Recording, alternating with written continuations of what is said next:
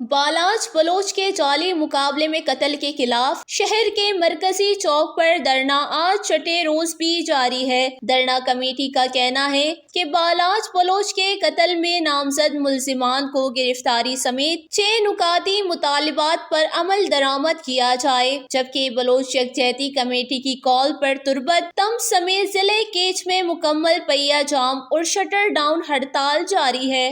تفصیلات کے مطابق پہیہ جام اور شٹر ڈاؤن ہڑتال کے باعث ضلع کیچ کے مارکیٹس، مالیاتی ادارے اور تمام نجی تعلیمی ادارے بند ہیں۔ سرکاری اسکول اور دفاتر میں حاضری کم، جبکہ یونیورسٹی آف تربت میں بھی کلاسز نہیں ہو رہی۔